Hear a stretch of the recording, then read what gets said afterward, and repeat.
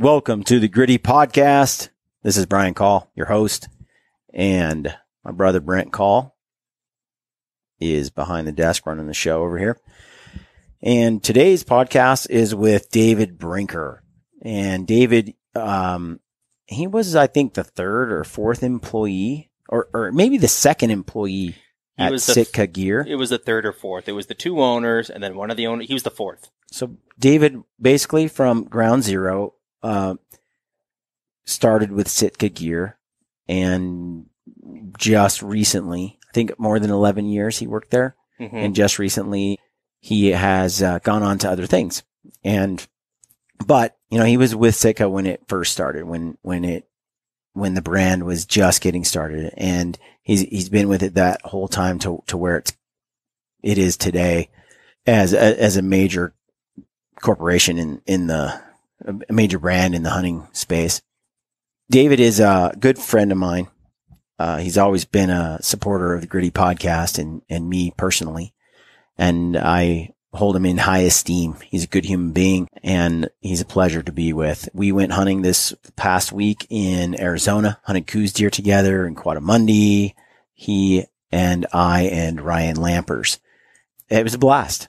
And we did a podcast when I was, on the way to the airport, cruising down the highway. We got about an hour in of a show, and that's what you're going to see today. And I think you'll really enjoy it. Brent edited it, yesterday, and you enjoyed it, didn't you? It was one of my favorite podcasts I've edited in a while. One thing to note is that you guys are driving on a bumpy highway for about 36 minutes. Yeah. So if you're watching it on YouTube, the first half hour, it's like epileptic. It's bouncing. It's bouncing like mad. But for those of you that listen to the podcast, you won't even know that the road's bouncing. It's good. David's a great guy. I love David. Okay, so before we get into that, we got a comment, a topic we want to discuss a little bit about.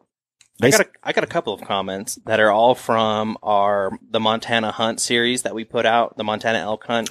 Yeah, and I want to tie this in because some of these comments came in and you're going to hear some negative and some positive, and they're like 180 views on the same thing that happens, but completely different opinions. And the thing is, I also want to share a discussion that I've had with David for a couple of years. David threw his hat in the ring, chased a dream, and has been chasing a dream to produce music.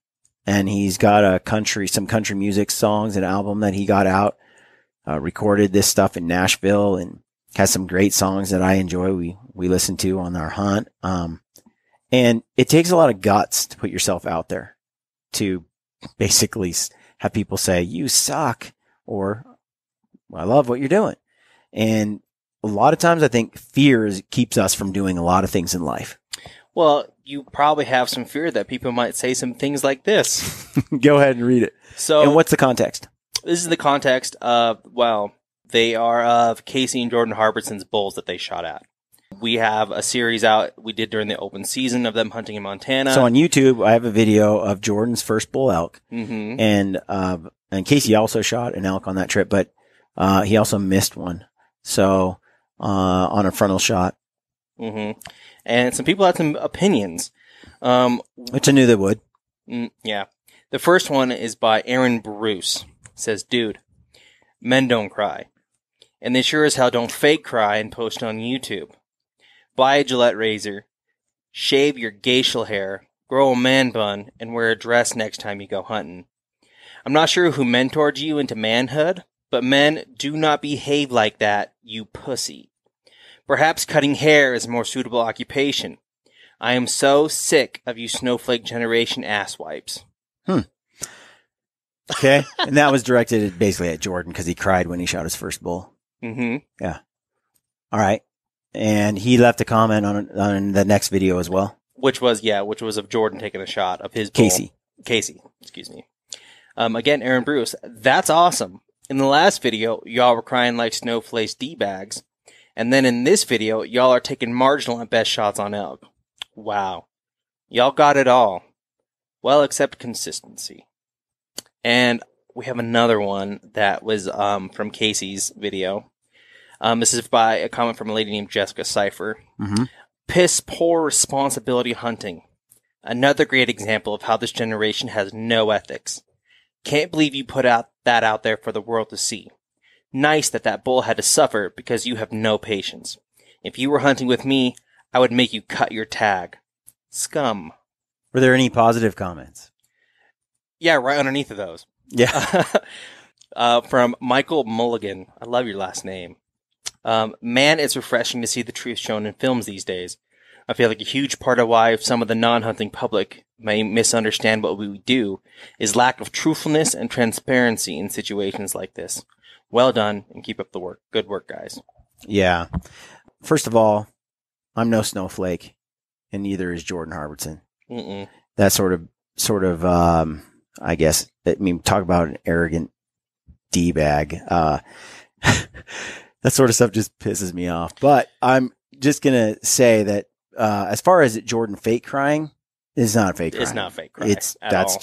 That's how Jordan is. He's a high and low guy. He's an emotional person.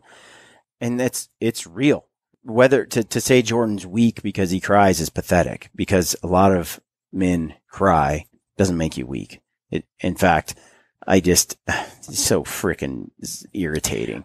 He doesn't know Jordan at all. And most people, completely underestimate Jordan. He's not the owner of a successful company because he's weak. He's not successful. The more I hunt with Jordan too, and I watch him hunt, I'm for someone with as little experience as he's had, he's much better and a much more skilled hunter than people really give him credit for. He's quite capable. So very interesting. I don't agree with the comment, and it's pretty hateful. But people have their opinion. It's fine. As far as Casey's shot on the frontal, we can debate that all day long, whether or not a front shot is ethical. I've covered this a million times. It's like beating a dead horse. Look, frontal shot's lethal. You've seen it 1 million times. And the great thing about a frontal shot is if you don't hit the animal in the right spot, that shot's not fatal. 99.9% of the time, that shot doesn't kill an elk. Mm-hmm. Does it cause discomfort? A little bit. But those bulls, they get stabbed by horns that go a foot deep into their shoulders that are filled with pus. I've seen them. I've seen warriors' eyes gouged out in pull fights. Out 3 or 4 inches of horn out of shoulders. A broadhead arrow like that, missing the mark and only going in a few inches in a shoulder is not it's not fatal. And every shot you take as a hunter, every single one, is not a guarantee. That animal does not hold still. Sometimes it does. Mm-hmm. That's just the facts. And it's hard to tell from that angle, but that bull's like 30 yards. It's a pretty close shot. He's taking it looks much farther away because of the depth perception of the video, but it's not that far. That arrow is on track, by the way. It's a great shot. The bull spins at the last second, and the arrow strikes it in the right hand, the right shoulder and the front. And you can see as the leg goes down, the arrow just whoop, whoop, whops up and down because it just hit the bone or hit the shoulder. And bull runs off, and it's off with the other elk later, and it's absolutely fine. Doesn't limp, doesn't show any signs of damage. And, people often tout the value of a quartering away shot up through the guts. They're like, that shot is a fatal shot. Take that shot all day long. You got a big sight window, aiming window. It's like, for me, I don't like that shot. I don't like a gut shot because, I don't like a quartering away shot, I should say. That has to go up through the guts, especially if it's steep quartering away. Because, first of all, you got to get through some things, sometimes the stomach even, and it's full of grass. Yep. It's hard to get penetration. And then it's a death sentence. If you hit the animal in the guts, there is a likelihood that you've definitely killed the animal. You've signed its death warrant, but you don't find the animal. Or with a frontal shot, if you miss and you don't hit it just right, and it doesn't hemorrhage, doesn't bleed to death, which most of the time that just doesn't happen, the animal survives and he's fine. And so, broadside shots, they actually make me more nervous because you could hit it too far back or too high or too low. And again, not kill the animal and not find the animal. As far as ethics go, as far as shots go, the lethality of the front shot is pretty certain, especially if you know what you're doing. So you have guys like Corey Jacobson, who's demonstrated this, his elk university.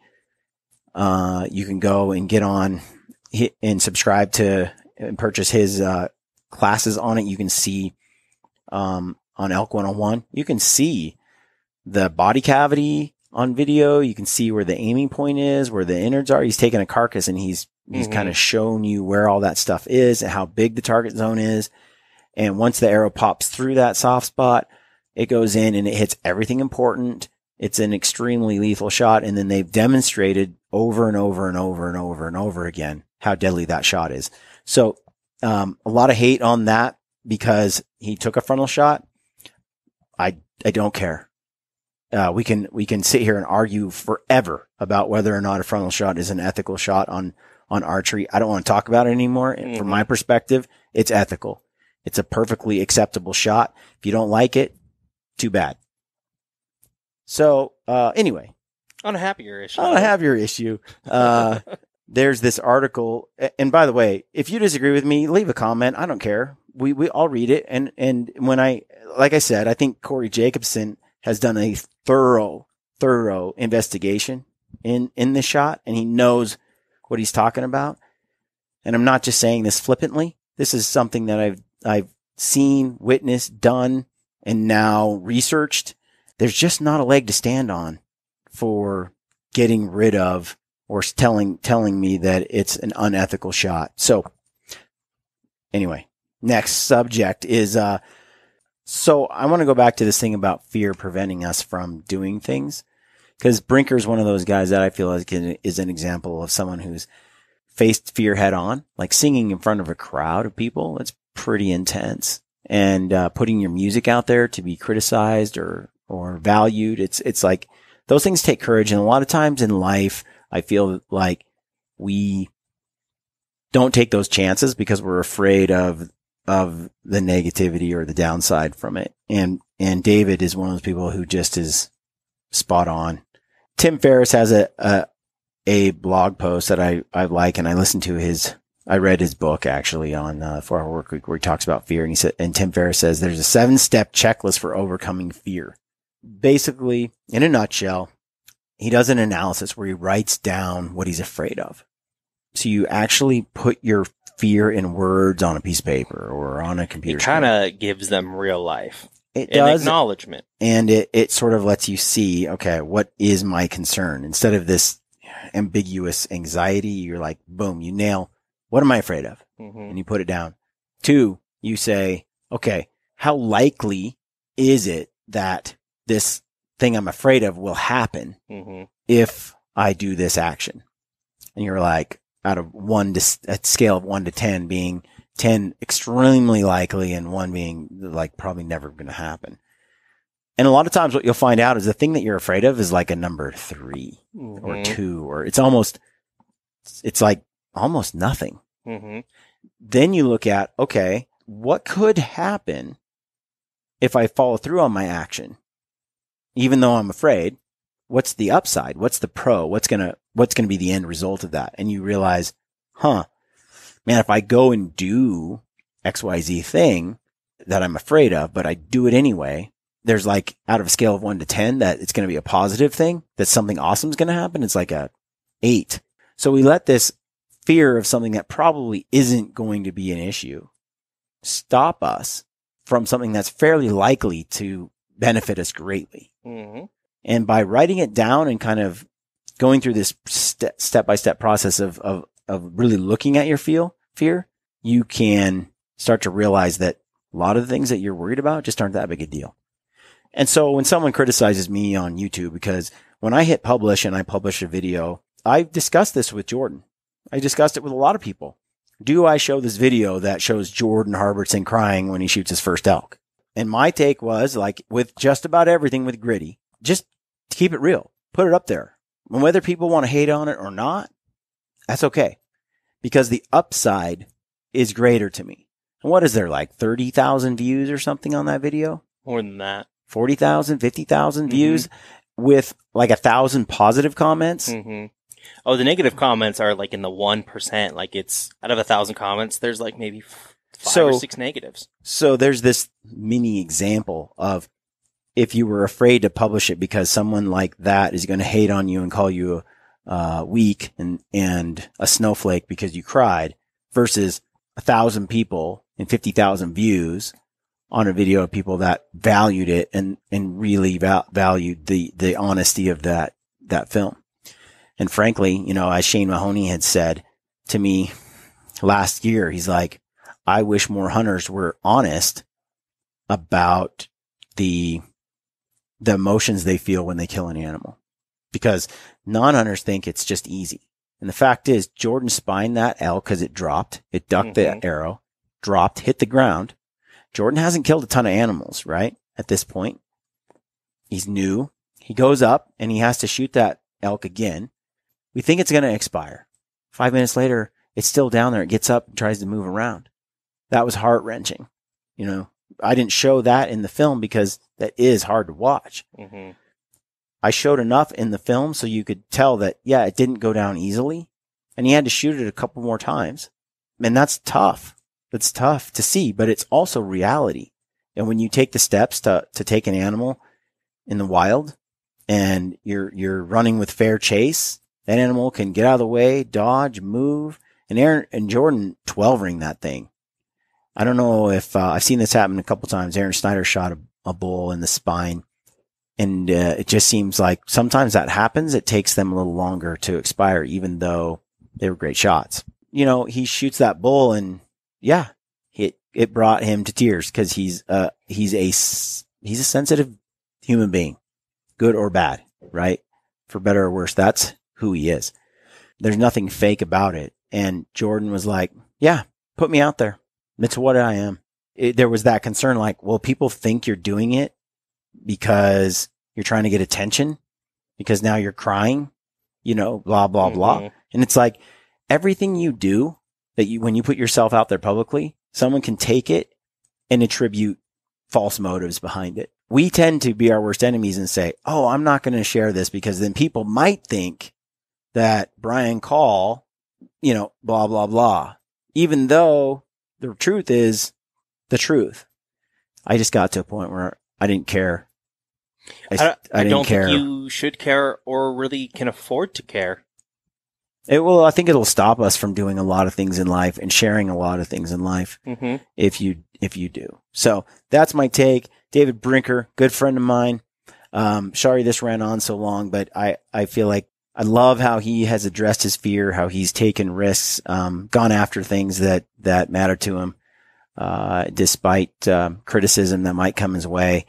And he's had some pretty awesome experiences because of it. On this podcast, we talk about Coues deer hunting. I hope you really enjoy it because I really did. It's a fun podcast. I enjoyed it.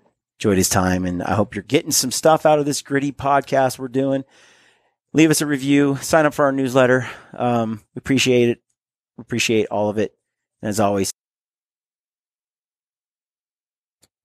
David, I'm a professional. Okay? I know. You look good. Are we going to die? In those, yeah, probably. This video is probably not going to work at all. Look at that camera bouncing all over. It'll be fine. Okay. It'll make people a little car sick. Yeah. I may not even put it on the video. You know? Look at that. It's pretty bumpy. Yeah. It's okay.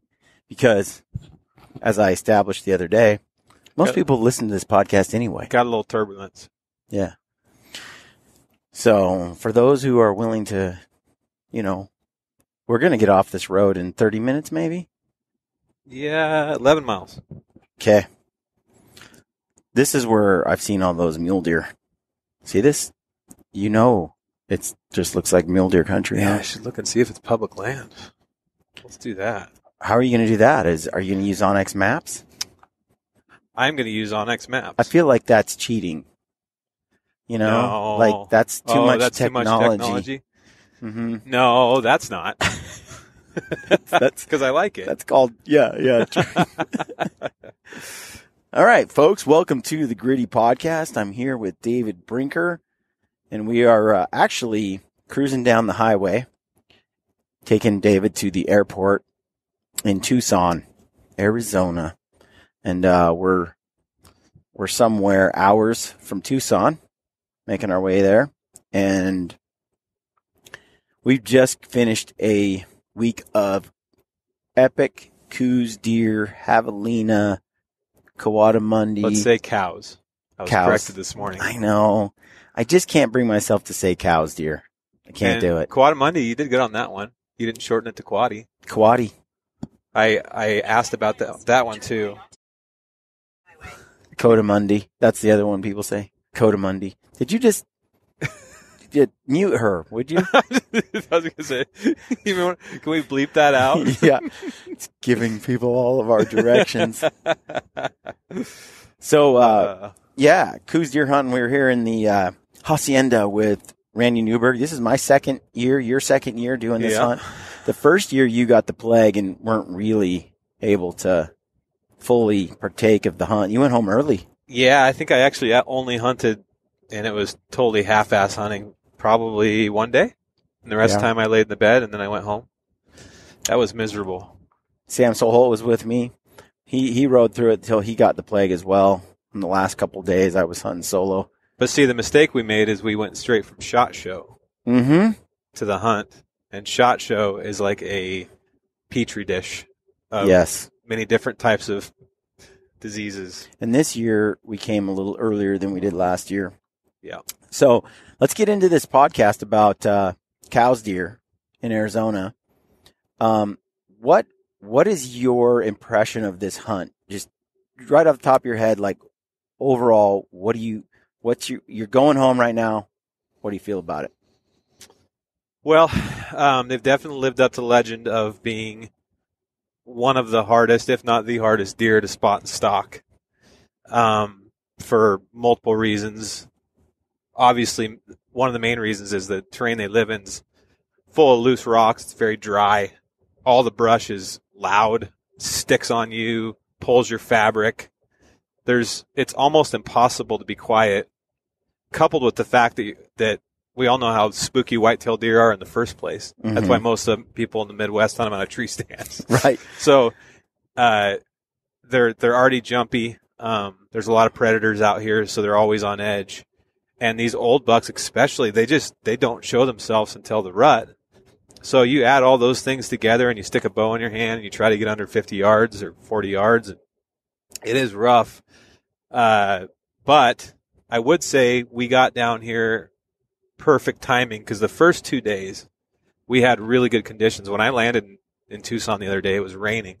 Yep. And which I've never been down here when it's raining. And the ground was fairly soft. And we had a good southwest, pretty steady breeze the first 2 days, which kind of helped a lot, I would say, compared to the last 3 days, which were again quiet and warm and dry. But with all that said, it's very addicting. Like, I think a lot of people don't hunt Coues deer because they don't have big antlers, and what you realize when you get down here is it doesn't matter. They're so fun, and you'll find yourself seeing like 100-inch buck going, oh my God, it's huge. Your whole mindset, perspective. Your perspective just changes after spending a week with these things, especially if you're a mule deer hunter or whatever. But yeah, the antler size does not matter. They are the most challenging animal I've ever stalked. It definitely makes you, if you thought you were a good hunter coming out of the fall, it doesn't make you feel any better about yourself. Yeah. It humbles you right away. Right. It is so wet here right now that there's water everywhere. When I was here last year, it was super hot and dry. I mean, so hot. And there were really only a couple of areas where there was water. And it seemed as though the deer were making their routes to those water sources during the rut, and they just kind of, a doe would bring a buck to the water. And I think last year I sat on water, I'd have had a pretty good chance at a decent buck or two. This year it was so wet, they could get water everywhere. There's just nowhere to go. Yeah, because that was kind of our plan on a couple weeks before. You and I were talking about bringing tree stands and ground blinds and game cameras and all these things. Mm-hmm. we were going to try to figure out the best water, because there are a lot of tanks and stuff in this area we're hunting, even when it's dry. But when we got down here, there's just every crack's got water in it. Right. But I agree with you that the weather, you have to adapt down here. You're in the desert, the Sonoran Desert. So you're dealing with a climate that will absolutely, with some slight tweaks, change behavior. Yeah, and we're here in what we're told is about the middle of the rut. Mm-hmm. Maybe just a hair short of the middle of the rut. And we were seeing good chasing from mature bucks all week. We saw more mature bucks this week than we did last year by quite combined. A bit. Yeah, combined. For me, I saw way, way bigger bucks. In fact, the one that Ryan Lamper shot he's Boone and Crockett. He's got to be 105, 110, somewhere in there. Some of the guesses are 104, but over 100 inches. Stud buck, heavy horned, old buck. But there's another one out there that was with that buck, running with that buck. That was our target buck in the beginning, Ryan's target buck, and that buck is still running around, and he's bigger, I think, heavier horned. Eye guards were like, what do you say, like, they're 4 inches tall. Yeah. I mean, heavy. That's just a stud deer. He's a wise old buck too. And his antlers are spread. They don't curve in at the top. They just swoop out. We got a little picture of him. I would say like every day we saw bucks approaching over Pope and Young for sure. Oh yeah. And then approaching Boone and Crockett and some over every day. So it was pretty cool to see. I just saw a much older age class buck this time than I did all last time. And hunting a little bit different spot, but other guys in our group saw. Yeah, the one the Hush guy saw yesterday was a giant. Did you see the video of that thing? Mm-hmm. Yeah, and I mean, truth is, we wouldn't have seen them if they would. All the big bucks we saw, the only reason they were outside the brush or the trees was because they were chasing does kind of aimlessly. But they would always, even after they would chase the does, they'd go out and chase the does out in the open and then run back in the trees, stand there, watch their doe come back out. So I have a feeling if we were a week earlier, or maybe even a week later, I don't know, that maybe that's why we didn't see them, because we came later last year. We saw a lot of young bucks kind of picking up the scraps. Right. I know that the day that we first got here when the weather was gnarly and Ryan and I tagged out, the day before was brilliant. We were just trying to get a feel for and then the day we tagged out was great. Bucks were out moving around, running. The weather was cold, for windy. This area, and windy.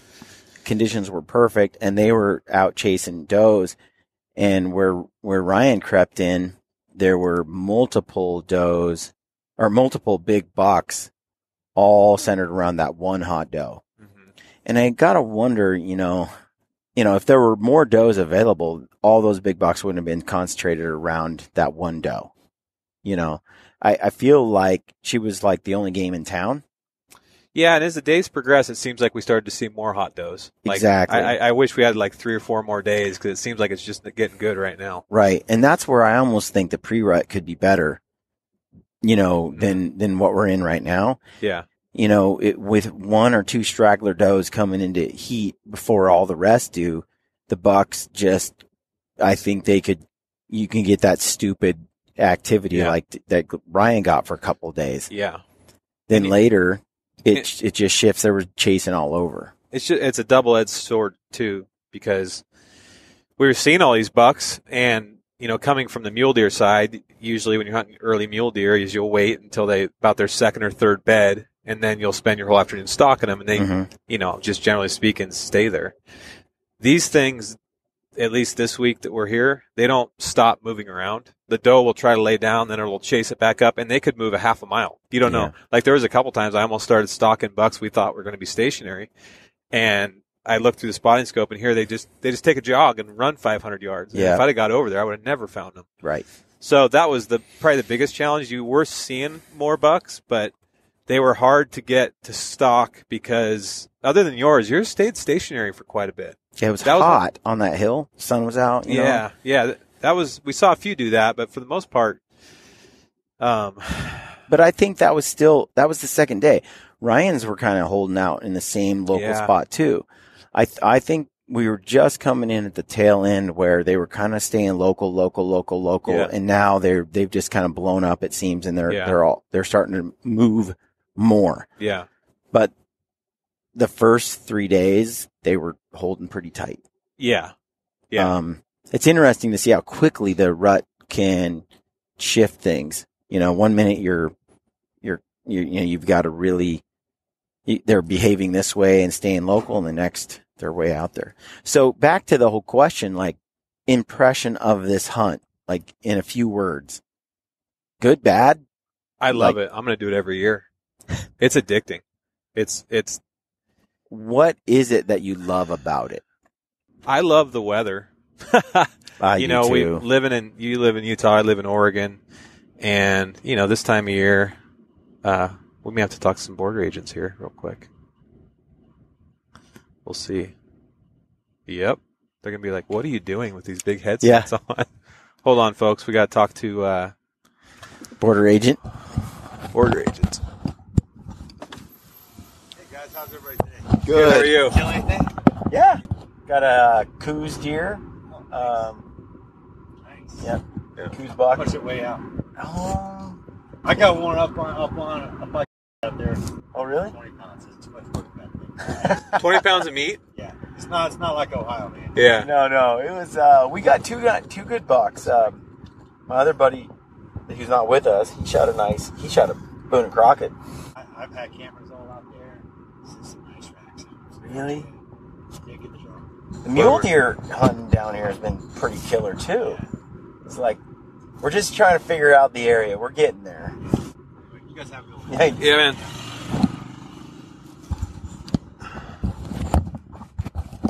Have you ever had to stop doing a podcast before to get checked by Border Patrol? Only, no. This is the first time, David. I would say that is the first time. So yeah, the weather is very refreshing after being in the wintertime up in the Northwest. Also, just the time of year, it's kind of about exactly halfway between hunting season and the next hunting season, or pretty close anyway. Turn right. We'll have to edit around that. Just beep beep. Yeah. But also just the sheer number of deer. We're seeing a lot of deer. Yeah. I mean, it's not like we're going out and seeing 10 deer a day. We're seeing 40, 30 to 50 a day. Yeah. And, I'd say about 10% bucks, maybe a little bit less than that, 30, 40% buck. Mm-hmm. I'm sorry, 5 to 7% bucks. I think we see about $1 per 10 deer or something like that. Plenty of bucks though. We had pretty much a play most days. Where the problem, your first real stalk for you, where you had a pretty solid chance, was this morning, and you actually let carbon fly. I did. Yeah. It took me 5 days to get it. I just could not buy a decent stock. No. I went after some deer, but it was frankly pretty fruitless. I think last night's was that was a pretty good one. Could have been good, but it just that was a pretty good one. Got robbed. I probably made a mistake on that one. I went a little too fast and I jumped the doe. She had moved like 100 yards in front of the buck. But this morning was perfect. I mean, this buck was chasing a doe around down this and it was damp with frost. We were hunting a new area that was really flat. Mm-hmm. Yeah, where this buck was this morning, it was perfect. I had a good cattle trail with dirt, with moisture on it that I could sneak all the way. I think where I ran into trouble based on what Brian and Ryan, they were watching me stalk. After I got back, they told me what happened. But right before they were over this little lip, and I was dead quiet all the way there because I was on a trail. But I had to go through about 20 feet of that brown, thorny, oak brushy stuff. I don't know what it's called.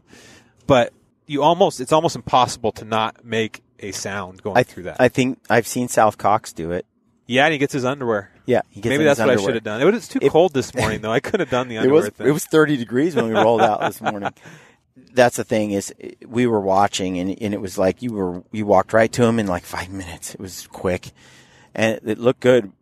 Lampers and I are like, oh, he's gonna kill that thing. Like, this is pretty solid.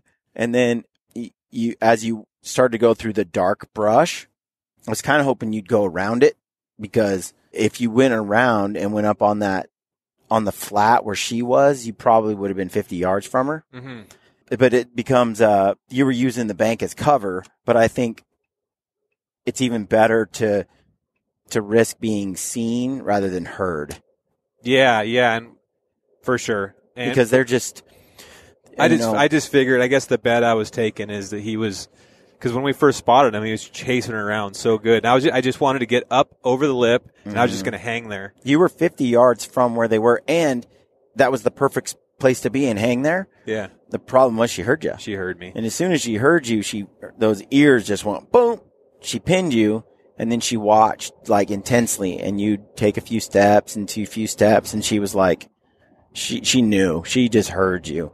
And you could see you being real quiet, but there's a helpless feeling with us watching, like, shoot.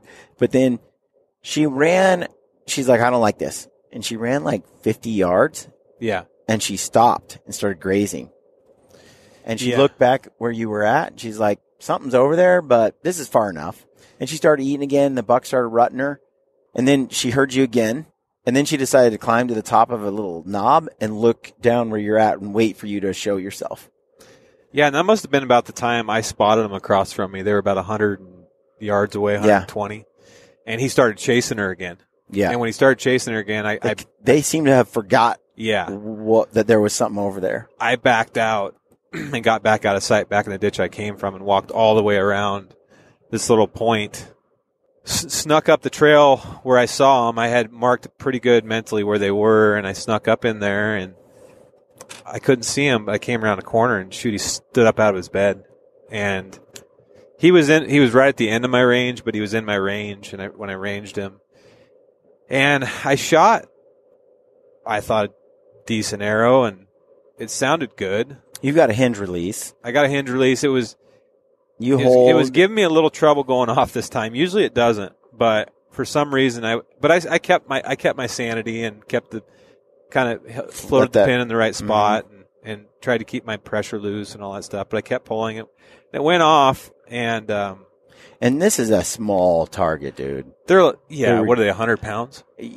Less. I mean, it was the one I shot. It looked like a little dog. When we got done, I was like, "This is it. This is it." Like. So tiny. They make a Sitka blacktail look giant. Oh, yeah. Yeah, they're not very big. Anyways, there was just some hair up there. I think I just grazed. I shot right under him and shaved some hair off his belly. And there's white hair everywhere. He was still running around. There was does running around, so he was fine. But it was pretty depressing. But to finally get an arrow off and to shoot under, but that's the way it goes. If it had been an elk, I'd have probably killed it because they're 10 times bigger. Yeah, I mean, really, if you hit and clipped white fur off like that, man, with a target that small, you're talking about a 12-inch body, 15-inch body cavity. Yeah, so it's close. No cigar. They're jumpy. Did you notice whether he jumped a string or moved? He jumped a little bit, but it wasn't bad. It really wasn't. I mean, he ducked. So I probably would have shot. I probably would have been a clean miss if he wouldn't have ducked. But he definitely ducked a little bit and kind of just trotted up the hill. And when he went over the hill, I didn't see any blood, so I was pretty sure I didn't fatally hit him. And of course, we got up there and there's just hair on the ground. Found the arrow, but. Wasn't quite like your buck, which just went smack. Yeah. And he ran about, 20 yards before he laid down? Not even that. It was like 10 yards. Yeah. He got hit, and he just went bounce, bounce, bounce. Like, literally just, he kind of ran a little bit, and then... And I was 300 yards away, and when I heard you shoot, it goes, whoop, just like a watermelon. So, I mean, there's a big difference between that and what I heard this morning, which was rocks. Yeah, and I watched the arrow. He was 24 yards. Because I came to full draw in that tree and ranged with the 0 sight. It gave me 24 yards, and I had my pin like instantly. And I hit him in the second to the last rib is where it entered. Perfect up and down height wise.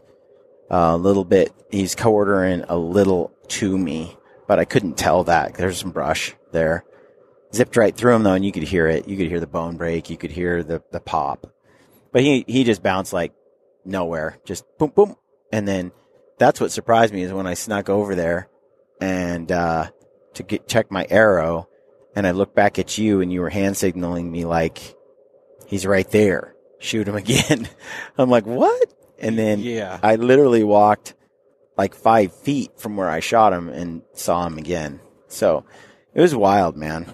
It was wild. So, and that Valkyrie just went through him like warm butter. Yeah, and they're not big. I suppose any arrow would, but it went through the rib, center punched the rib, broke it in half, and out the other side. But the blood was great. You know, it turns out I hit him. I don't think I hit him in the lungs at all. I think it was all liver. There was no guts. It might have been diaphragm, liver. It might have been the back of the onside lung, but it didn't matter. I mean, he bounced like 10 feet, laid down, bled like a stuck pig, got up when I spooked him, bled like crazy, and then he died and fell off the cliff. But you haven't mentioned how you climbed the tree. Yeah, no, that was wild. Like, I had a good wind that day. You found the buck on the mountainside. I was able to climb the hill, get in position above him. You had your hand signals going, but there was a tree on the mountainside there's only one big tree on the hillside that he was on in this desert flat. And it's super steep though. I mean, steep enough that he rolled 200 yards from the top to all the way to the bottom. So steep, but there's only one tree on it, and the wind was blowing pretty good. I had a nice cover noise, and I had my socks on. I took my boots off, and I just moved in, got to about 25 yards, 30 yards of the tree, and I was like, he's right there. He hasn't moved, but there's no way. I knew he was like 10 feet from the tree. So I'm looking around, and there's no way I can get any closer without him hearing me. They're just so switched on. And I thought, there's no way for me to get a beat on. I don't know exactly where he is, but the brush is taller than my head. Was that when I gave you the 30-yard or? Yep, 30 yards. Yeah, I gave you the 30-yard motion. And I was you were right above him. I was like, there was a tree right there that was climbable. I mean, it was a good-looking tree. I put it on my Instagram story. It's on the highlights. And it's a good little tree where there's a rock right at the base. You could step on that, step on this branch, step on that branch, step on this branch, and before you know it, you're 8 feet off the ground, 9 feet off the ground, looking down the hill. I'm like, I can sneak into that tree. I know he's bedded facing downhill. The wind is good. I think I can climb in that tree, and I'll be right over top of him. My confidence level once you started climbing the tree was diminishing quickly. I'm like, there is no way that deer is going to let him climb the tree above him. But there must have been some good wind over there. Well, the thing is in a pair of socks, you can muffle sound pretty good. I got up there real slow, got my foot in there in one crack and foot in another on the branch, and I just eased my way up. And it made a little noise, but I only went into the tree and up whenever there was a gust of wind. So I waited for the wind to blow hard, and then I'd move. And then when the wind was silent, I just didn't move. If it's just amazing how much a little cover wind makes all the difference. It's a game changer. Most of the animals I've spot and stalk killed, like mule deer in Alberta, this Coues buck, even bears in British Columbia, elk. When I do a spot and stalk, and you know where the animal is, and there's a decent wind, at least it gusts and then stops and gusts and stops. You can move in. Yeah. on a wind. Whenever the wind blows, you take a few steps, and when the wind stops, you freeze. Mm-hmm. And it'll cover that sound. They can't hear you when the wind's whipping. Yeah, it makes a big difference, especially down here. So to get my foot in the tree, it was like just adding pressure little by little by little by little, and the bark on the tree was like, made some noise. And with each step, it made a little bit of noise, but I'm like, once I got a little bit into the tree, I'm like, oh, I can see if this buck stands up, I think I can shoot from here. But I still couldn't see him. So I'm like, I'm going to inch just a little bit further, another foot maybe. And I got to this spot as I was moving and I tried to be prepared to draw at any time. So I had enough balance in the tree that I could come to full draw. Yep. So I never wanted to be caught where I was like holding onto a branch and then he stands up and now I'm like precariously perched in there and I can't shoot. So I tried to move where I had like 3 points of contact or so where I could take a good shot. And I saw movement through the bush. And so I pulled up the binos real slow and I just scanned the brush. I think it's called a tocatilla or something. Yeah, the spiny ones. Yeah, the spiny. Yeah. And I was looking through it and I scanned for 2 minutes trying to see that deer and couldn't see it. And I was like, it must have been a bird or something else. And as soon as I put the binos down and then like I just took one step upward, he stood up and just looked right at me. And sure enough, he had been there. It was an ear twitch or something. He was probably looking at me the whole time I was looking at him. And he stood up and boom, pinned me. No, he didn't look at you until that moment. He was looking downhill. Was he? Yeah, he never. Maybe he just heard. He did. He heard something. You did something that he heard, and he just stood up and like pinned you. Up until that point, I was pretty impressed. He never looked up the hill. The doe looked uphill a couple times. Like when you were in that little patch of dirt above him for a little bit. When you were in that, you must have rolled some pebbles or something. I did. Because she looked up there, but she just decided it wasn't danger. Yeah, when I tried to come down that steep slope, it was pretty hard not to slide a little bit. Yeah. And it was just a rocky, like shale thing. That makes sense. So he didn't see movement. So when he looked up there, I wasn't moving. No. So he probably did just hear something. Anyway, he looked right at the tree. He looked right at me. But I'm all in camo, and I'm holding still. I'm not moving too much. And he just locked eyes. And last year, this is what I found out. Like a couple of times I had bucks within 30, 40 yards of me. And they just stared. It was a standoff, stare. And I'm like, okay, he's getting ready to leave. I got to just draw. And my theory was like a mule deer, like you feel like you're hunting mule deer because it's desert. Yeah. And I'm like, okay, well, I'll just start to draw real slow.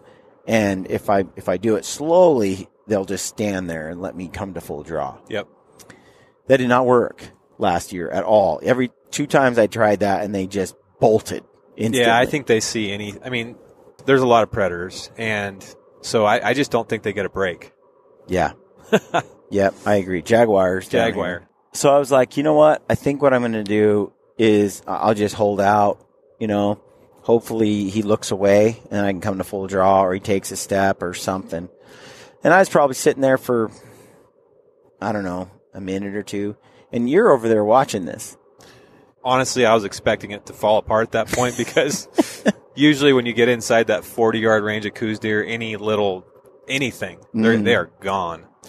But he looked up at you, and then I saw your head kind of do this, like kind of get down in more of a crouch position, like you're trying to hook your release or something. I hooked my release on. And I could tell you were going to try to draw. Yeah. And then I was looking at him, and he looked down the hill away from you. And I'm like, that was a gift from heaven. That was the mistake. And that's what you need, honestly. You need those mistakes. Because if you'd have tried to draw your bow and he's looking at you, it wouldn't have worked out. No, he looked down, which blew my mind because he was so focused on me. But I just sat there for a long time. I think he just looked at the tree and was like, what would be in a tree? You know what I mean? Right. Like he just didn't associate it with, and for some reason he jerked his head down. And as soon as he did that, I was at full draw and my arm kind of hit the branches behind me, which I knew they would, but I was like, he'll hear it, but he won't see it. The important thing was to get drawn before he could whip his head back around. And he whipped his head around when you drew. Yeah, I had my 'Cause he bow. heard ya. I was pulling real slow and quiet, but I knew that last little bit I needed to get back, and I went whoop and pulled, and he whipped his head around, and I wasn't moving. Yeah. He missed it. He didn't see the motion. So I'm at full draw. I ranged him with the 0, got the pin, like I said, and he just was looking at me. And I'm like, and in that moment, I'm trying not to think about anything except executing the process. Like, just stay in the kill mode. I can remember being in places like that going, this is going to work. Right? That's not a good thought. Whenever that happens, you're like breaking away from the moment. Yeah. You're losing concentration. You're allowing that moment to, you're already thinking about other things. You need to just focus on that exact executing that shot, So put the pin, I picked the spot, and I found over the years, for me, I really need to pick a specific spot and really dial that pin there as I execute that shot. He's only 24 yards, but he's a tiny target. You can't get complacent. No, but you pulled it off. The arrow zipped right through him. Yeah. At that point, when I saw it go through, I was like, he's dead deer. He's done. And I thought he'd fall sooner, maybe. So when he bounced and stopped, I saw him kind of go down, but I thought maybe I just couldn't hear him leave. Yeah. It turns out he didn't go anywhere. No, he probably took 2 or 3 bounds, and then he just laid down. Which shocked me. Yeah, that's why I was waving at you, like, go shoot it again. Yeah. Because I'm a fan of just, if you can, obviously you don't want to blow animals out of the country, but he wasn't going anywhere, so the best thing to do is just to get another arrow on him. It was so cool. And I knew he was dead because of the shot placement. There was no doubt about that. But if I hit liver, I was thinking, well, it could take a little longer than a typical double lung shot would take. But when I could see you still looking at the hill, like right at me, I was like, I think he is right next to me. Like, I think he didn't go anywhere. And so when I eased over there and saw the blood, he bounced out of that, saw the blood there. I was like, well, I think he's and he's dead. So I went back up the hill to get my stuff, and you watched him kind of run around the edge after I spooked him and bed on a ledge or in the rocks or something. Yeah, you jumped him, and he got enough energy to probably go, I don't know, about 100 yards down the hill. And he laid on the edge of this cliff, and he started to expire. Like You saw him like weakening. Yeah, he was dying, and but as he was doing that, he kind of just lost balance on the edge of that cliff, and he took a couple rolls, and he stopped at a boulder.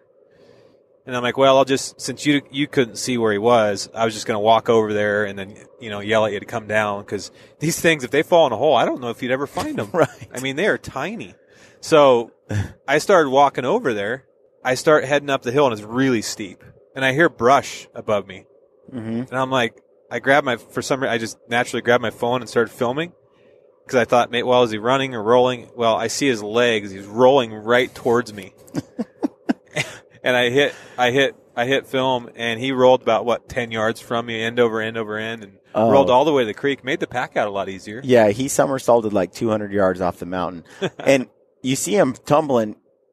He's such a little guy. You're surprised he picked up that much momentum, and not to mention the fact that he hit everything there was to hit on the way down. I mean, there's trees and bushes and brush, and he just plowed through it. Yeah. It made me wonder if he had some momentum, like he tried to run a little bit and then just I don't fell, think so. I watched him pretty much.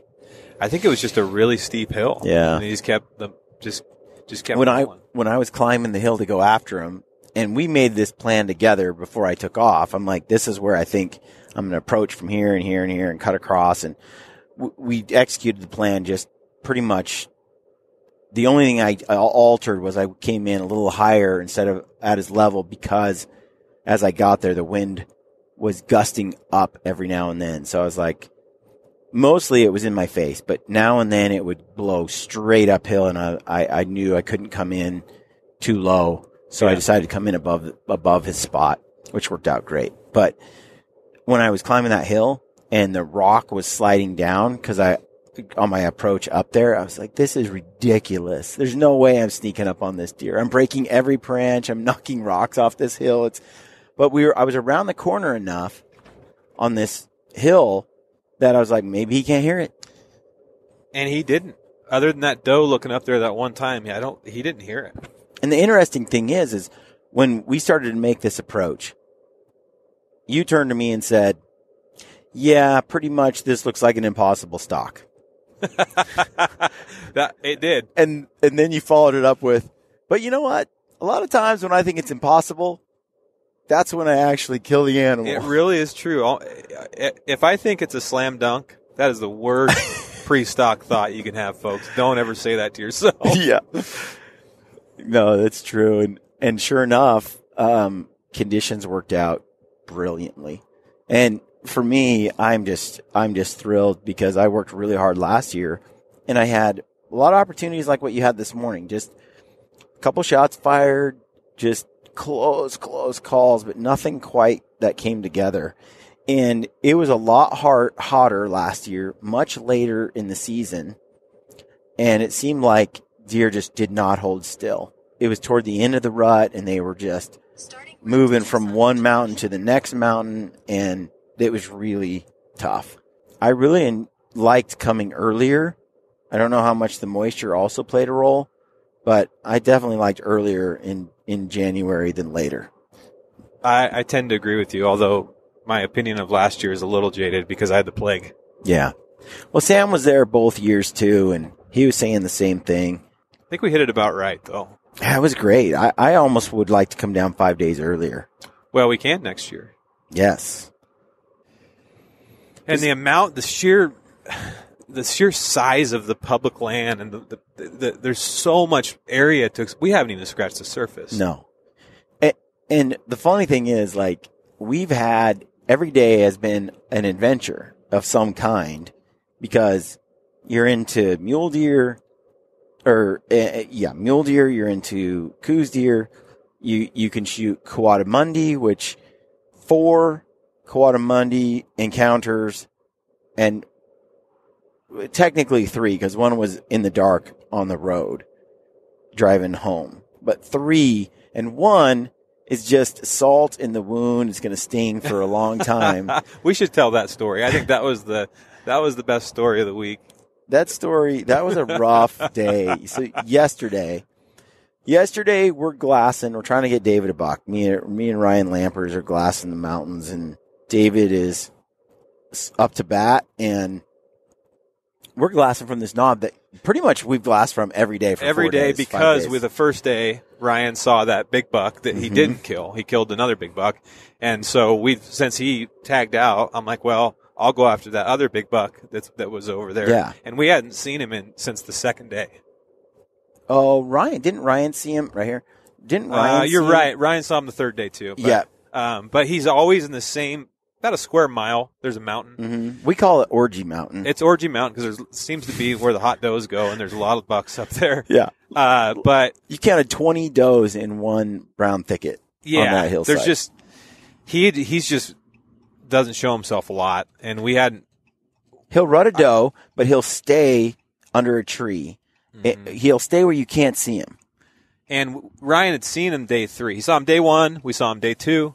Mm-hmm. And he saw him day 3, but he barely saw him. And he went over the top of this mountain, and we've never seen him again. So we'd been looking for him for a couple days, hadn't seen him. And what happened is Brian and I were on this glass and knob. Ryan was looking in another area for the buck.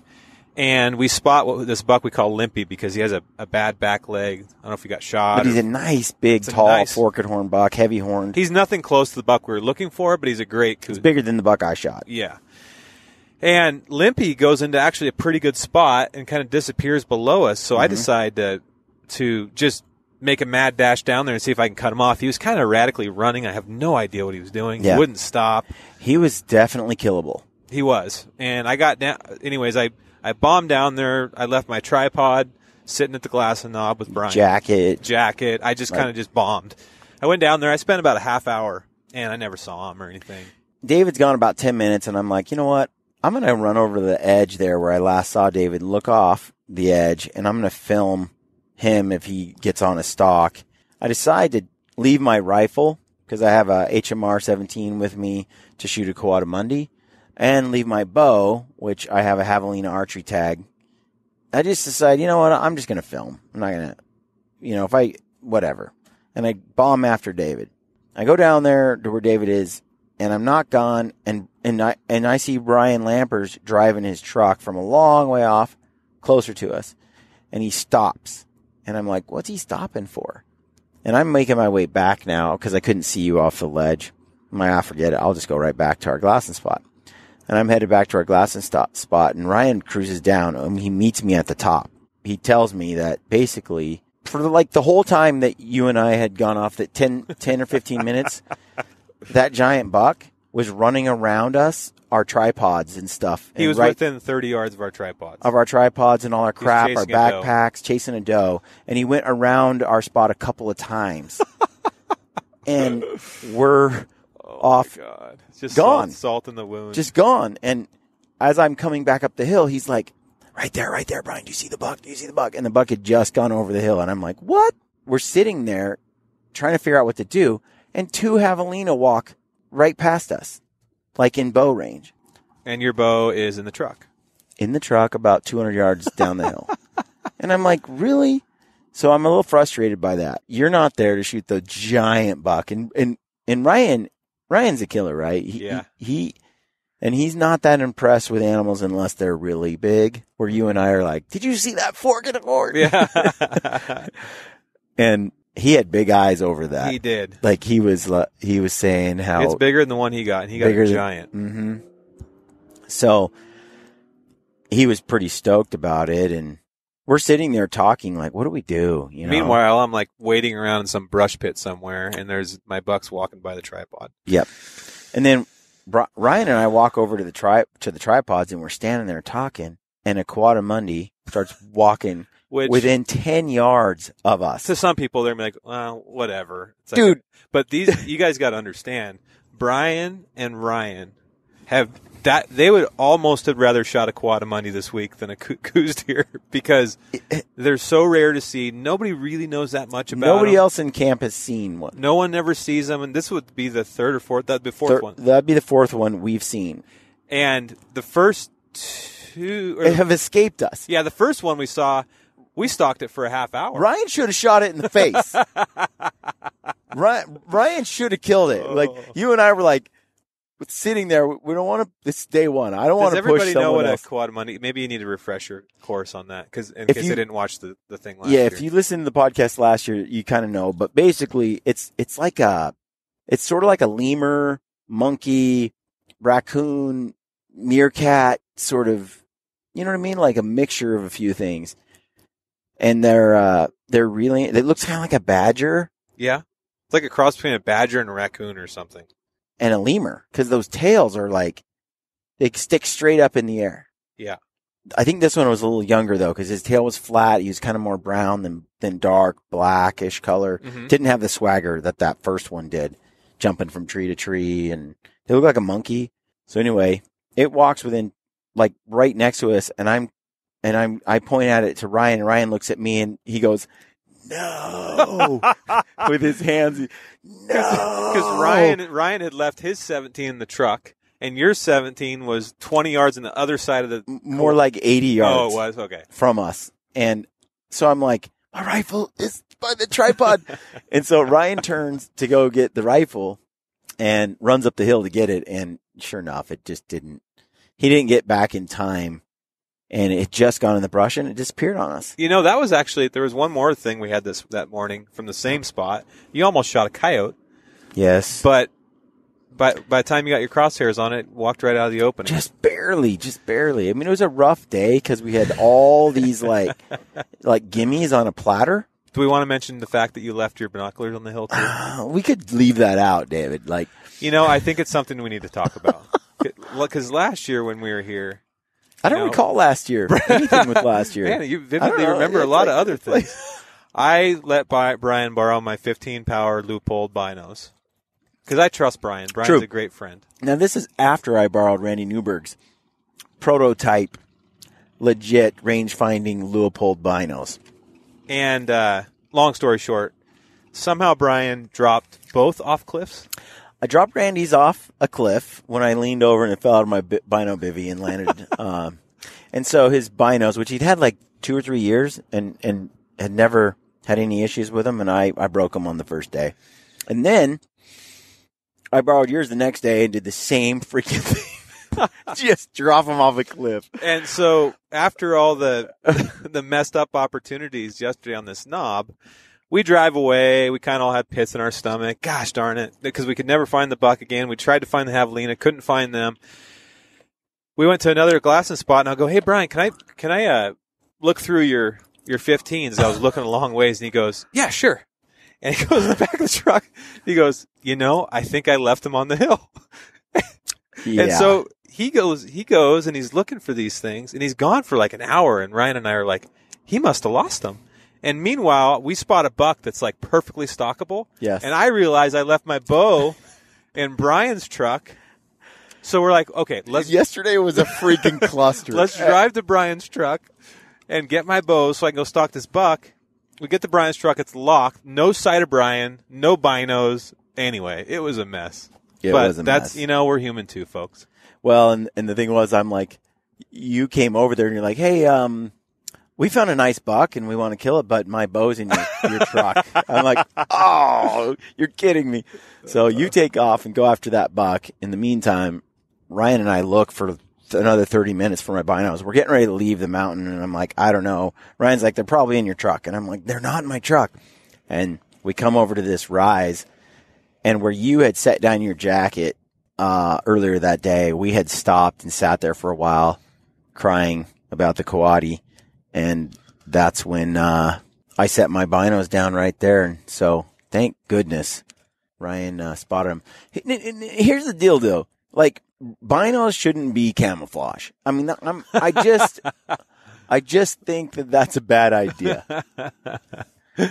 It certainly is for people like you and I, because I actually thought, and my wife would agree, that I lose more stuff than most people. Like, I'm an airhead when it comes to that stuff. I leave stuff. I was telling Ryan, I remember starting to leave binoculars on the hill when I was like 10 years old. My dad would make me go find them. So, as much as I've made fun of you the last 24 hours, I'm really making fun of myself. Yeah. But yeah, I agree with you. When they're camo, you just can't find them. They're tough. They're definitely tough to see. Yeah, that was quite the circus yesterday. I thought we were supposed to be, experts? No. Skilled? Just like decent. Hey, man, Ryan and I both killed Coues deer.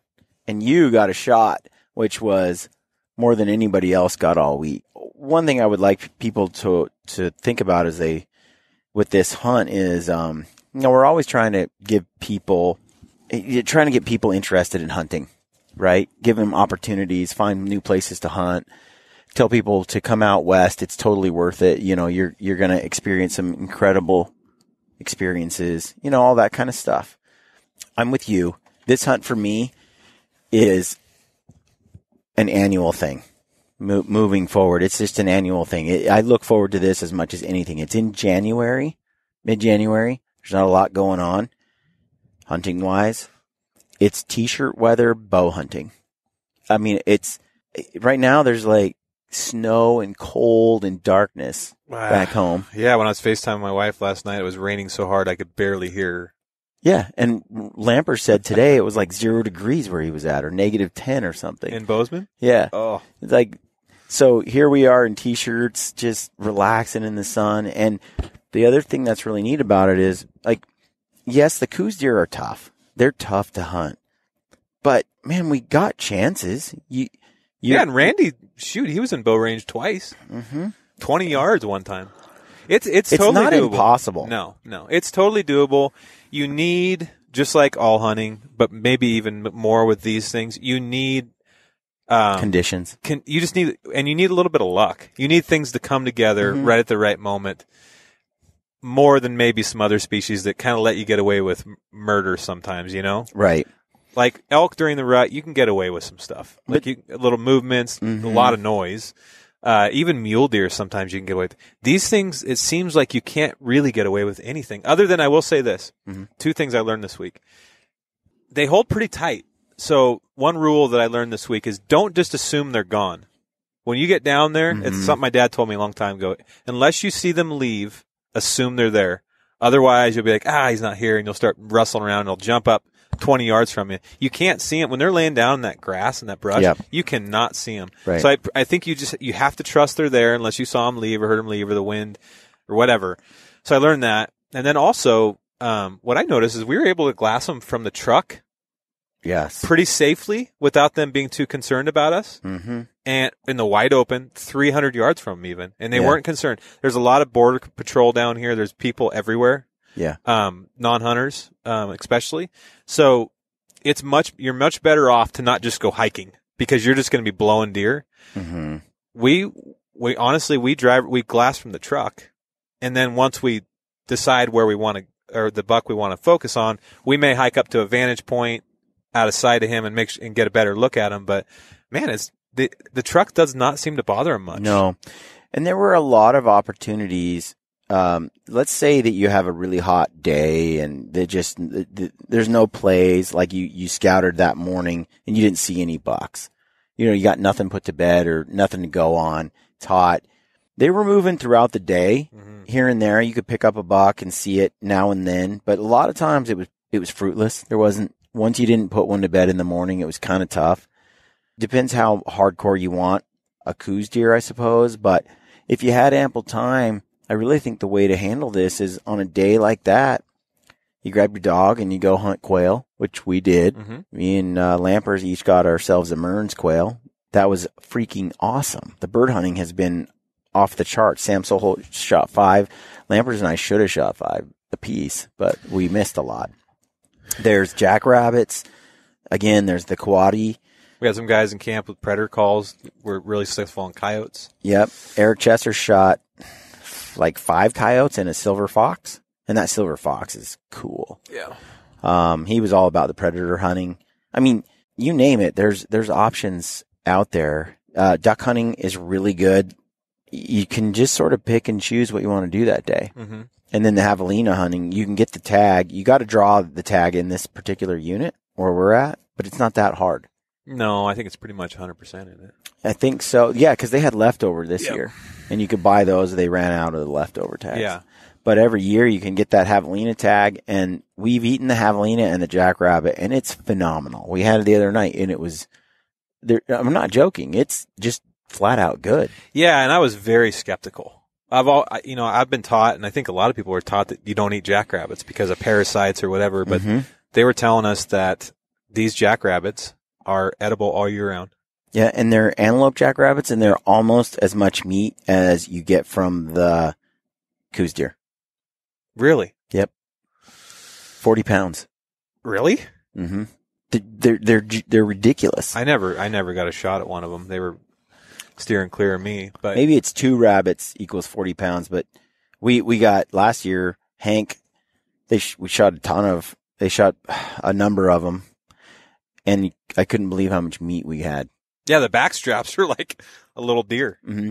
The best meat I ate on this trip, in my opinion, was the javelina backstrap on the Traeger grill. Yeah, that was incredible. Those were smoked, and they were, I don't know what they did on the rind, but the meat itself was just melt in your mouth, tender. Yeah. Flavor was off the charts. It was freaking, I just pounded like 7 of those little surprising too, because you've heard so many negative things about javelina. I know. I don't know, they're kind of, we had Hank Shaw Hunt Gather Cook here last year, and he cooked. This year, though, Marcus did a lot of that cooking. Mm-hmm. Hockett, who's the camera film guy with Randy Newberg, and Marcus just kind of followed Hank's recipes. I brought a couple of Hank's cookbooks.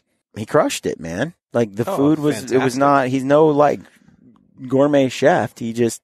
We even had the pleasure, the Hush guys brought some Roosevelt elk backstrap. So a little taste from home, threw it on the Traeger. Yep. The food did not suck.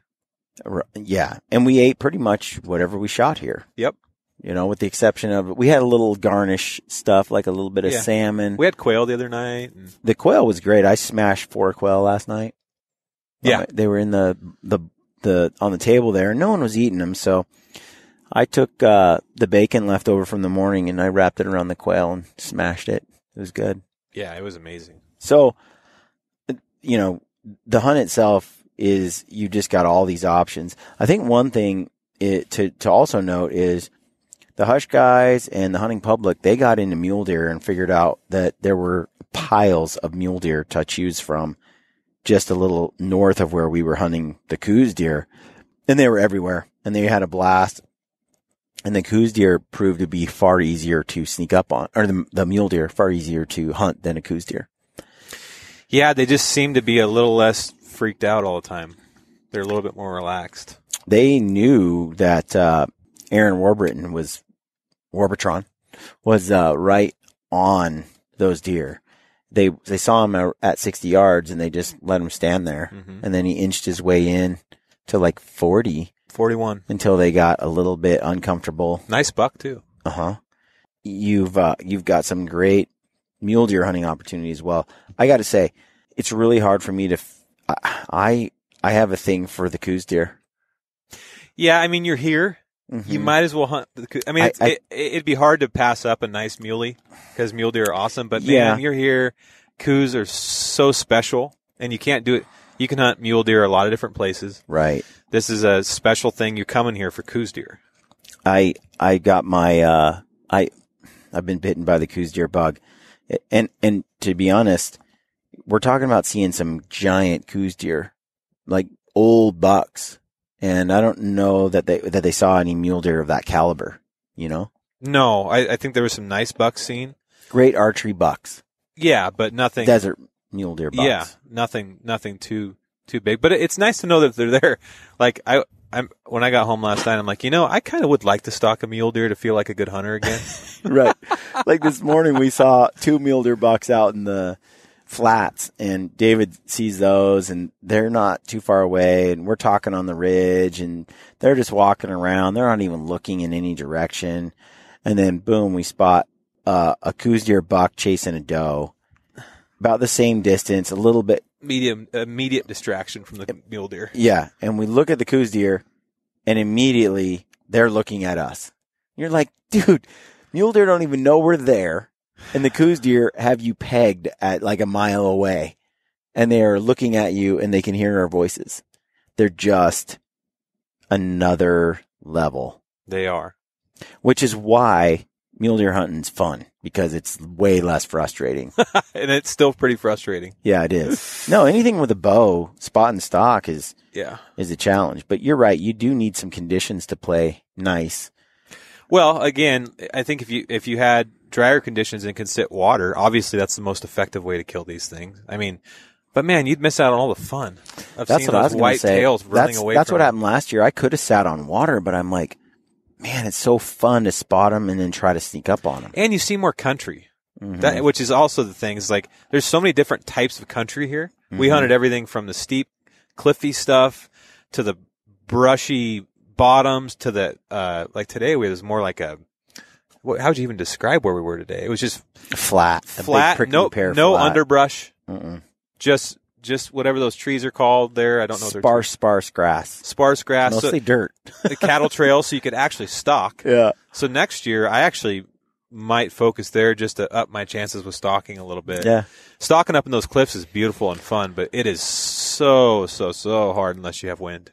Well, and I would say one thing too that I learned on this trip that I think holds is we were following a couple of bucks that were big bucks that were on some does in sort of some rolling hills that are in between a mountain and in between the flat, like that kind of stuff. And the problem is, as the sun's coming up, they're finding a place to bed, and you can't watch them bed because of the country. They just go around one knob or the next, and they disappear, right? And it's too thick once they lay down. You're not finding them. But where Ryan and I stalked our bucks, it was just a giant mountain face. And that buck might travel 500 yards, but you can watch it on that face because it's a flat face. That was a problem most of the week. You'll spot a buck, but you can't keep your eyes on them because there's too many rolls and folds and all kinds of stuff. But on those steep faces, you have about the one, a half a mile where you can see everything. Yep. And that's why I think you kind of have to picture, you kind of have to hunt where It's the stalking stockable. conditions. I heard I have a friend who says, hunt the spot, not the animal. Yeah. Especially with archery, it seems to be more required. But if you can hunt the spot, Yeah. instead of the animal, you're like, okay, this terrain, if I saw an animal in this terrain, I could Doable. kill him. Yep. Whereas some of the animals we got sidetracked on were in unkillable areas. You'd have to get so lucky. I mean, you're always kind of, you're placing a little bit of the bet that they're going to chase that doe by you. Right. And, which isn't, actually, it's kind of what happened to Lampers too. He got in the right area, and then they just were ruddy, and it came by him at 18 yards. And the thing with Ryan and me on that day, the weather had been kind of rainy, cold. It snowed a little bit up further north. You get 2 or 3 days, 4 days of that, like we did coming into the week. We were on the tail end of that. But what happened is the wind held all day long perfectly. So Ryan was able to get right up into within 80, 100 yards of the rutting action and just sit there and hope they came his direction. And it worked. And it almost worked 3 times. The morning, the next evening, that morning, 4 times. And then the evening. Same strategy, just get close and wait for them to make a mistake. Yep. And I think Ryan shows it year after year. I'm going to interview him and kind of get his take on it. But man, he's a wild man. He's in tune with nature. A great hunter, great guy too. I Yes. never spent any time around Ryan, but he's got great. You meet some guys. There's a lot of good hunters out there, but every once in a while you meet some people that just have instincts that other people don't. Yeah.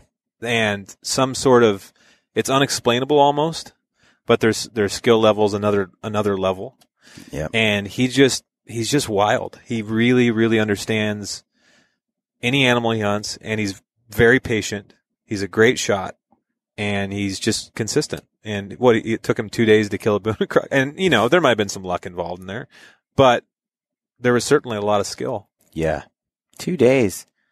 I mean, Boone and Crockett buck first time. I mean, just watching Ryan hunt, I'm not surprised. You just watch him hunt. He's a great hunter. You learn a lot watching him. Mm-hmm. I have. I've learned that I think I'm patient, and I'm nowhere near as patient as Ryan. Yeah. And he's very, very confident. Once he knows where an animal is, he's extremely confident that he can find that animal over and over and over again. Where often I'm like, oh, you saw him, he went away, he's probably not coming back. And Ryan proved this week that they're right there. You just got to keep looking. Yeah, and you need time. I really feel like if we had another 5 days, I could probably get a shot at that big buck. I think so. I'm pretty confident of that. And I had 5 days. And what do you think about the rifle? Because we've talked about this, we debated a little bit. Right now, just watching his behavior and how cautious he is, even during the rut, how cautious that buck is. I don't think you'd find him. Obviously, no one has, because he's still alive 6 years later. Right, and they say the area we're at is just covered up. It's covered in hunters. The only reason we saw that buck is because he was chasing does. All 3 times. Wait, 1, 2, 3, 4 times that we saw him. The only reason was because he was chasing does. He was never out by himself feeding or anything like that. I asked Ryan that this morning, and he said, "Yeah, I'd find him during rifle season." You might. I think Ryan could. I think if you spend enough time, but I have heard, and I don't know this. It'd be interesting to hear from the Coues deer people out there, but I've heard they stay pretty much in the same general area their whole life. Yeah. If they're not killed or, their habitat's not taken away. So, that buck lives on that mountain. And maybe if you spent, 2 weeks and just planted your butt on that peak and just watched it, and maybe you'd find him. I don't know. I really don't. I don't know. It'd be fun to try. Really fun to try. Yeah. It'd be really fun to try. I'd probably get distracted and shoot a smaller one because I'm not as patient as Ryan, but. Well, and the thing is even if you didn't find that giant, there was like 3 or 4 other great bucks that are Boone and Crockett that yeah. that are over 100 inches over there that I think you could get on during rifle season. I think so too.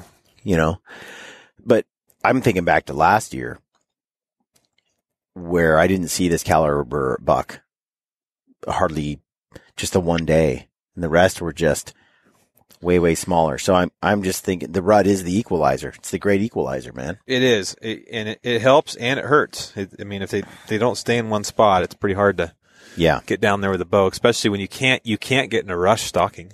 Right. Because that's actually, I screwed up last night. Well, in this morning, because that's the problem is because we got here and Ryan's like, well, he found that buck on the first morning. He's like, well, that's the buck I'm going to kill. And I'm going to spend the next 2 weeks. Of course he's trying to do as quick as he can, but Ryan was committed to ride it out all week for that deer in that general spot. That's a whole different approach. And that's, I think, how you kill, because like today, you had to get on the airplane and get out of here. So this morning's stalk was, you did a lot of things you wouldn't do. Right. Which in some ways pushed you to commit because it's now or never. Yeah. But also could cost you, if you could spend 2 or 3 hours putting a sneak on. Yeah. I mean, I knew I had about an hour. Yeah. And so I'm like, well, I'm either going to spook him or kill him. Yep. And sometimes you need that too, to get it done. Yeah. So you got to catch a plane. I want to do another podcast with you soon because I want to hear about the post Sitka life. Some people know, some people don't. You left Sitka a little bit ago. Yeah. Pursuing another phase of your life, but you were there from the day Sitka started. Almost. Yeah. I mean, close. From the ground floor. Yeah. Yeah. It's crazy, man. I've been 9 years or I was there 11 years. 11 years. Yeah. With Sitka gear, pretty much from day beginning. Yeah. That's pretty. You got some stories to tell. I mean, do. You helped grow that brand from. You were the third employee, right? Yeah. There was 2 founders, and then one of the founders' brothers was an employee, and then they hired me. So I was the 4th employee. Yeah. It was an amazing journey experience for lack of better words. I'd love to talk about it. I got a lot to say. Yeah. I want to get into that because we can do it at Sheep Show. Cause it's inspiring, I think, to see, just to see people, pursue other things in life. And I've done that a lot. I've kind of reinvented what I want to do throughout different stages of my life where I've owned that company or owned this or done that. And, to find myself here. And yeah, and we were talking on the way down, and at least you and I's philosophy on life, it's like sometimes it's a really good idea to do that. Sometimes you get too used to being in one spot and you're almost too comfortable. Yeah. And it's time to sort of, in order to have new adventures and meet new people and learn new things, sometimes you got to kind of be like, scrap that, start this, Yep. And that's how Sitka started. Yeah. That's how a lot of these great things started by people reinventing themselves. Yeah. We talked about the edge of chaos. Yep. Like growth, there's order and disorder. There's all the things the comfort of the job and the people and the, everything that and then there's the unknown out there. And it's right in between those two things that people grow. Like you want to go out into the chaotic place, the chaos and kind of experience it, but also not so far that it's devastatingly detrimental, Then you don't want to slip so far back into comfort to where you're not growing. Exactly. So there's that medium where you're uncomfortable and you're trying to be comfortable being uncomfortable and you're doing things that push you. And I think that's where life happens. I think that's why I love hunting. Especially like here in Arizona, it's so new. You're going out into the unknown, from the known to the unknown, and in that in between space, that's where it just feels like humans. It's actually funny. Lampers made a comment to me the other night, and I shot him down for it because he was wrong. And he said, I was playing my guitar. He goes, "Man, I don't have a creative bone in my body." And I go, "I don't agree with you at all. I watched you stalk. And hunting takes a ton of creativity. Oh, yeah. And hunting also reminds me a lot of, like, Coues deer hunting actually is a lot like being an entrepreneur, which is what I'm doing right now is kind of entrepreneurial. It's like you get up in the morning, you don't really know what's going to happen, but you just kind of pick up your bow and you go out and you give it your best shot. And some days you feel like an absolute idiot. Yeah. And some days you feel like you're on top of the world. But I feel like for me, that's the border of chaos and order is that feeling. Is just not, you don't know, but you know that you trust yourself enough that you'll figure it out. Yeah. Yep. You know? Thanks, David. Appreciate it, Let's man. do this again. Let's do soon. it. Have fun without me for the next couple days. Yeah. Safe travels. Ryan and I are going to go for the old Kawada Monday. All right, folks. Thanks for tuning in to the Gritty Podcast. Don't leave your gun behind. Yeah, don't do that. Thanks, Stay guys. gritty. See ya.